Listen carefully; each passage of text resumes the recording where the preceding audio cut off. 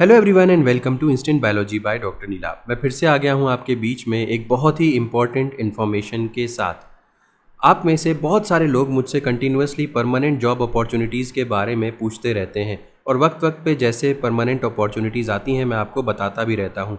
इसी सिलसिले में हरियाणा पब्लिक सर्विस कमीशन जो पंचकुला में सिचुएटेड है, उन्होंने काफ़ी सारी वैकेंसीज़ निकाली हैं और ये वैकेंसीज़ में बायोलॉजी, बायोटेक्नोलॉजी, जूलॉजी, बॉटनी, मतलब लाइफ साइंस की बहुत सारी fields, chemistry, physics, computer science, ये वाली फील्ड्स भी स्टूडेंट्स बहुत सारे एलिजिबल हैं।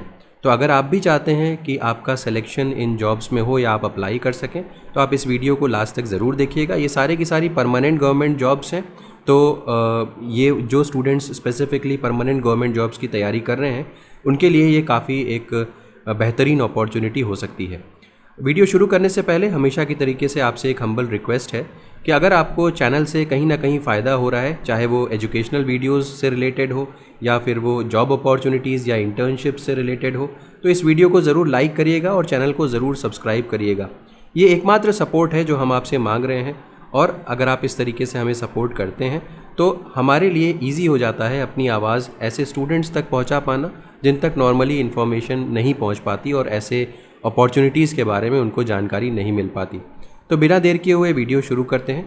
सबसे पहले तो आप ये लिंक देख लीजिए। ये लिंक मैं डिस्क्रिप्शन सेक्शन में प्रोवाइड कर दूंगा वीडियो के।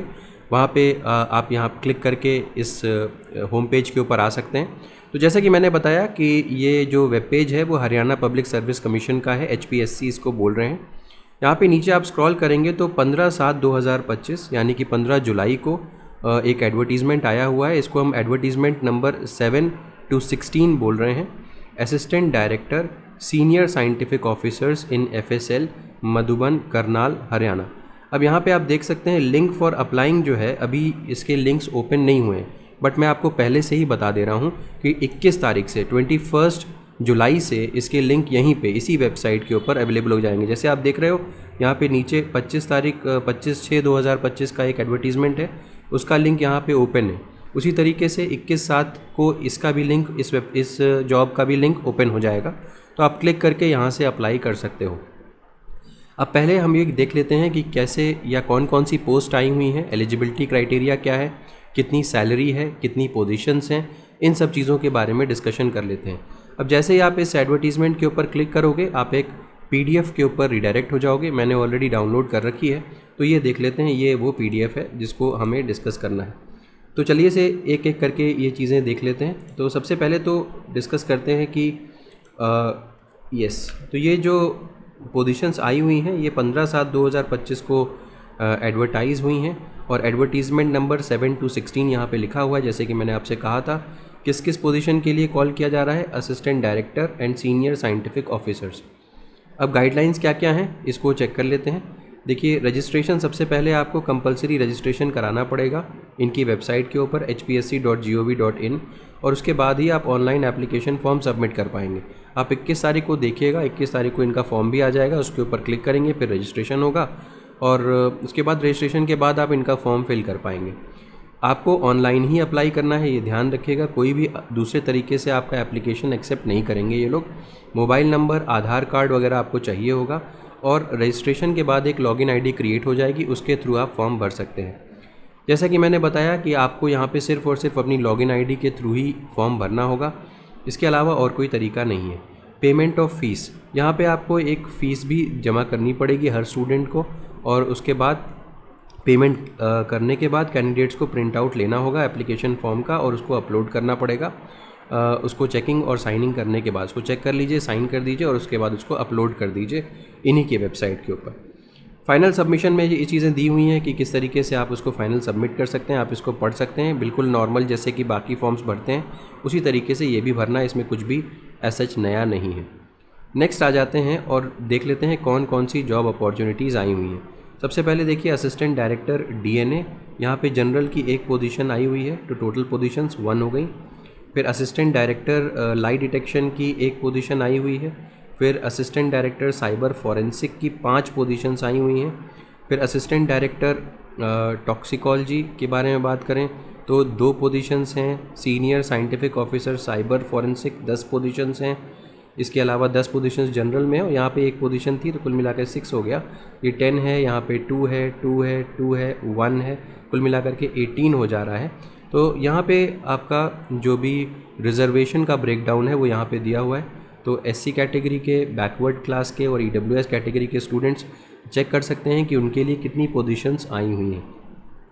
यहाँ पे मैं एक चीज़ क्लियर कर देना चाहता हूँ कि कई बार स्टूडेंट्स पूछते हैं कि सर इसमें एक भी पोजीशन मेरी कैटेगरी की नहीं है तो क्या मैं अप्लाई कर सकता हूँ। जी हाँ, आप जनरल कैटेगरी के थ्रू अप्लाई कर सकते हैं, बट आपको वहाँ पे रिजर्वेशन का बेनिफिट नहीं मिलेगा, बट आप अप्लाई ज़रूर कर सकते हैं। तो ये कन्फ्यूजन दिमाग में नहीं रखिएगा कि अगर आपकी पोजीशन पोस्ट नहीं आई है तो आप अप्लाई नहीं कर सकते। आप जनरल कैटेगरी में अप्लाई कर सकते हैं और अगर आप सेलेक्ट हो जाते हैं तो बहुत ही अच्छा है। नेक्स्ट बात करते हैं senior scientific officer, scene of crime. यहाँ पे 3 पोजीशन, एक पोजीशन और ये एक पोजीशन।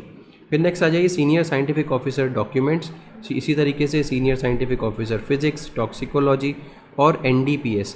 तो ये अलग अलग पोजीशंस आई हुई हैं। टोटल मिलाकर के अगर हम देखें तो 47 positions all in all total I हुई हैं, जिसमें जनरल कैटेगरी की पोजीशंस 27 हैं, SC और 05 और यहाँ पे 05 दिया हुआ है, बैकवर्ड क्लास में 05 और 01 दिया हुआ है और EWS कैटेगरी के लिए 4 पोजीशंस अनाउंस हैं। अब बात कर लेते हैं कि ओपनिंग डेट तो 21 तारीख है, मैंने आपको बताया। जो लास्ट डेट है वो 10/8/2025 है, यानी कि 10 अगस्त शाम 5 बजे इसका लिंक जो है वो एक्सपायर हो जाएगा।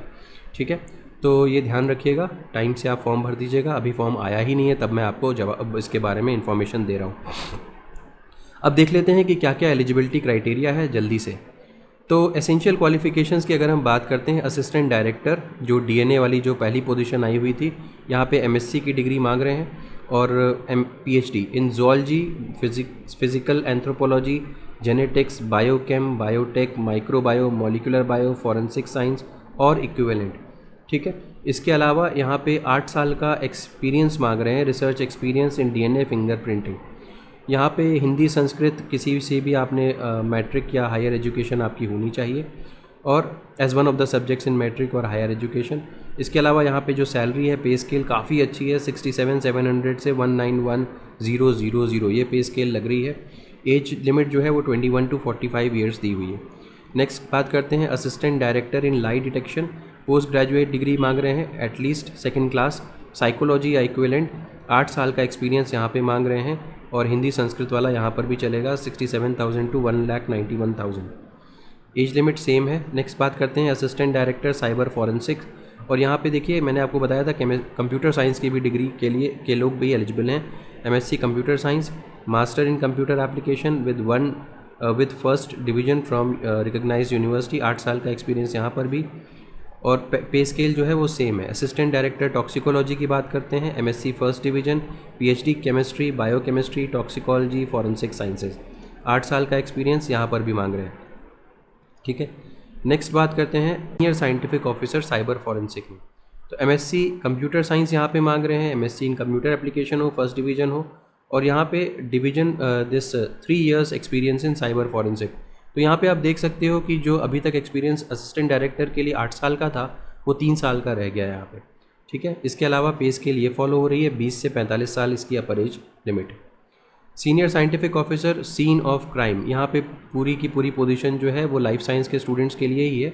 Zoology, botany, chemistry, physical anthropology, human biology, human genetics, biotech, mol bio, ये सारे के सारे लोग एलिजिबल हैं। यहाँ पर भी 3 साल वाला क्राइटेरिया है और हिंदी संस्कृत वाला क्राइटेरिया है। 53,100 से 1,67,800 ये पे स्केल लगेगी आपकी। इसके अलावा 45 ईयर्स यहाँ पे अपर एज लिमिट है। सीनियर साइंटिफिक ऑफिसर अगर डॉक्यूमेंट्स की बात करें तो देखिए physics, maths, stats, chemistry, forensic sciences, अगर आपने इससे MSc किया हुआ है, 2nd डिवीजन एटलीस्ट है, 3 साल का एक्सपीरियंस है, हिंदी संस्कृत से पढ़ाई हुई है, और यहाँ पे 53,100 से 1,67,800 की आपकी पे स्केल होगी। सीनियर साइंटिफिक ऑफिसर फिजिक्स, अब यहाँ पे obviously MSc in physics, forensic sciences और इक्विवेलेंट, वही 3 साल का एक्सपीरियंस है। फिर यहाँ पे देखिए सीनियर साइंटिफिक ऑफिसर टॉक्सिकोलॉजी, यहाँ पे MSc केमिस्ट्री हो या बायोकेम हो या टॉक्सिकोलॉजी हो या फॉरेंसिक साइंस हो। ठीक है, सेम पे स्केल, सब कुछ वैसे ही है, 3 साल का experience. Senior scientific officer NDPS, MSc in chemistry, forensic science और इक्विवेलेंट, यहाँ पर भी 3 साल का एक्सपीरियंस, सब कुछ सेम है। अब आप देख सकते हैं कि ये जो पोजीशन है काफ़ी हाई पेइंग है और यहाँ पे आपको एक्सपीरियंस भी चाहिए। तो अगर आपके पास एक्सपीरियंस है तो ही आप यहाँ पे अप्लाई करिएगा, अदरवाइज़ अगर एक्सपीरियंस नहीं है तो ये आपको सेलेक्ट नहीं करेंगे। तो बहुत सारे स्टूडेंट्स कमेंट सेक्शन में बोलते हैं कि मैं एलिजिबल हूँ, मेरा मास्टर्स है, बट मेरे पास एक्सपीरियंस नहीं है, क्या मैं अप्लाई कर सकता हूँ? नहीं कर सकते। अगर यहाँ पे एक्सपीरियंस मैंडेटरी मांगा गया है, आप देख सकते हैं मैंडेटरी एक्सपीरियंस बोला जा रहा है, और अगर आपके पास नहीं है तो आप अप्लाई करोगे तो आपको कैंडिडेचर रिजेक्ट कर दिया जाएगा। प्लस यहाँ पे कुछ फ़ीस भी है, तो मुझे नहीं लगता कि कोई भी अपनी फ़ीस यूँ ही बर्बाद करना चाहेगा। ठीक है, तो मैंने बता दिया आपको, क्लोजिंग डेट भी मैं बता चुका हूँ। एप्लीकेशन फ़ीस की बात करूँ तो आप देख सकते हैं, for all male candidates of general category including dependent son of ex serviceman of Haryana, तो 1000 रुपये यहाँ पे आपके लगेंगे। For all female candidates of general category including female dependent of ESM of Haryana only 250 रुपये। For male and female candidates of DSC, OSC, OBC यानी कि ये रिजर्व कैटेगरी के स्टूडेंट्स के लिए है, 250 रुपये यहाँ पे लग रहे हैं।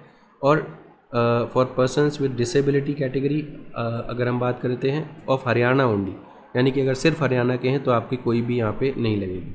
ठीक है, तो ये ऐसा नहीं है कि यहाँ पे आपको सिर्फ और सिर्फ अगर हरियाणा के होंगे तो ही आप अप्लाई कर सकते हैं, ऐसा कुछ भी नहीं है। आप देख लीजिएगा, आपकी फ़ीस उस हिसाब से लगेगी, आप ये चेकआउट कर सकते हैं ये पूरा कैटेगरी। ठीक है, ये सारी चीज़ें एडमिट कार्ड से रिलेटेड दी हुई हैं। ये candidates to ensure their eligibility, आप ये इंश्योर कर लीजिए कि आपकी एलिजिबिलिटी है कि नहीं है, अदरवाइज़ वो आपका जो एप्लीकेशन फ़ीस है वो रिफ़ंड किसी भी तरीके से नहीं होगा। तो ये नॉर्मल चीज़ें दी हुई हैं, आप इसको चेकआउट कर सकते हैं। Documents to be uploaded with the application form, ये बहुत इंपॉर्टेंट है, इसको चेकआउट कर लीजिएगा कि आपका कैटेगरी का सर्टिफिकेट, इसके अलावा बाकी जो एजुकेशनल क्वालिफिकेशंस हैं उसमें क्या क्या चीज़ें चाहिए ये भी मेंशन्ड है। नेशनैलिटी मेंशन्ड है यहाँ पे, और ऑब्वियसली कि आप इंडिया के सिटीजन्स होने चाहिए, और एज लिमिट यहाँ पे मेंशन्ड है।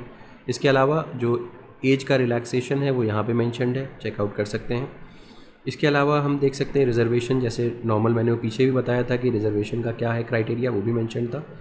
तो ये सारी चीज़ें दी हुई, मुझे नहीं लगता कि इससे ज़्यादा इम्पोर्टेंट कुछ और यहाँ पे है। यस, मोड ऑफ एग्ज़ामिनेशन, हाँ, तो यहाँ पे देखते हैं कि किस तरीके से आपका जो सिलेक्शन होगा। ऑब्वियसली तो जो सिलेक्शन है यहाँ पे बेसिकली वो एग्जामिनेशन के बेसिस पे होता है। तो आप देख सकते हैं यहाँ पे नीचे उनको लिखते आते हैं, in the event of number of applications being large, commission will adopt short listing criteria to restrict the number of candidates to be called for interview to a reasonable number by one or more of the following methods. ठीक है, ये criteria है, ये checkout कर सकते हैं। ठीक है, जनरल इंस्ट्रक्शंस यहाँ पे इस तरीके से दिए हुए हैं, और विड्रॉल ऑफ एप्लीकेशंस यहाँ पे दिया हुआ है। ठीक है, तो और कुछ भी यहाँ पे सच नहीं मेंशन्ड है जो कि मुझे बताना चाहिए। हाउएवर मैं आपसे ज़रूर रिक्वेस्ट करूँगा कि आप एक बार इसको अपने स्तर पे ज़रूर पढ़ लीजिए कि कहीं ऐसी चीज़ तो ना हो जो कि मैं ना देख पाया हूँ और आपको ज़रूरी हो, तो आप ज़रूर इसको एक बार ख़ुद से देख लीजिएगा। इसका लिंक ऑलरेडी मैं डिस्क्रिप्शन सेक्शन में दे दूँगा, तो आप इसको चेकआउट भी कर सकते हैं। ठीक है, तो उम्मीद है कि ये वीडियो आपके लिए यूज़फुल रहा होगा। अगर वीडियो पसंद आया हो तो इसे ज़रूर लाइक करिएगा, चैनल को ज़रूर सब्सक्राइब कर दीजिएगा, बेल आइकन को ज़रूर प्रेस करिएगा, और अपने फ्रेंड्स के साथ ज़रूर शेयर करिएगा। Thank you so much, have a good day.